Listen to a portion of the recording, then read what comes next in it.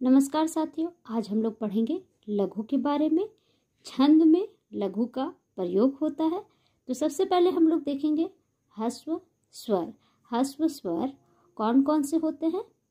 अ, ई, उ, री।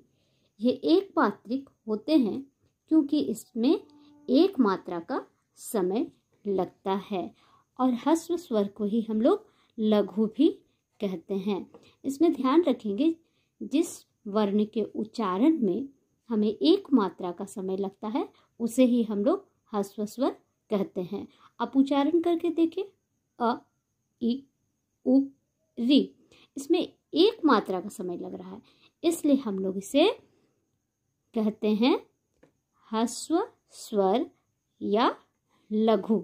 इसको ध्यान में रखेंगे, इसे हम लोग लघु भी कहते हैं। ठीक है। अब देखिए, ह्रस्व स्वर तथा ह्रस्व स्वर वाले व्यंजन वर्ण को हम लोग लघु कहते हैं। ठीक है। अब देखिए, लघु के लिए प्रयुक्त चिन्ह एक पाई रेखा है। अब देखिए, लघु के लिए हम लोग किस चिन्ह का प्रयोग करते हैं? एक पाई रेखा चिन्ह का प्रयोग करते हैं। छंद जब आप पढ़ते हैं तो इसमें आप लोग लघु और गुरु भी पढ़ते हैं। उसमें मात्राओं की गिनती होती है और लघु में एक मात्रा की गिनती की जाती है। ठीक है। अब देखिए, लघु वर्ण के अंतर्गत आने वाले वर्ण। अब लघु वर्ण के अंतर्गत कौन कौन से वर्ण आते हैं ऊपर भी मैं बताई थी। देखिए फिर से एक बार, अ, ई, उ, री एवं इससे निर्मित वर्ण। ठीक है। एवं इससे निर्मित वर्ण है जैसे क, की, कु, क्री।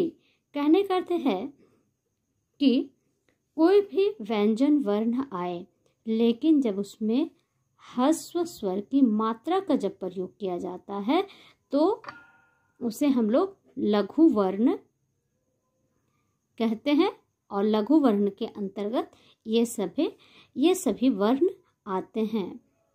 ठीक है। तो छंद में जब हम लोग किसी भी पंक्ति को लिखते हैं उसमें जब हर्ष ई की मात्रा, हर्षो उ की मात्रा या क्री की मात्रा वाले वर्ण आए तो उसमें हम लोग लघु अर्थात एक मात्रा को ही गिनते हैं। ठीक है। अब देखिए, चंद्र बिंदु वाले शब्द अ, हाँ आदि।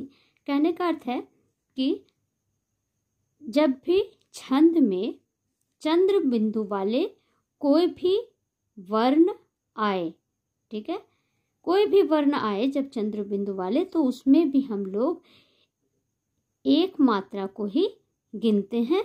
इसे आप लोग जरूर से ध्यान में रखिएगा। अब देखिए, संयुक्त व्यंजन वर्ण।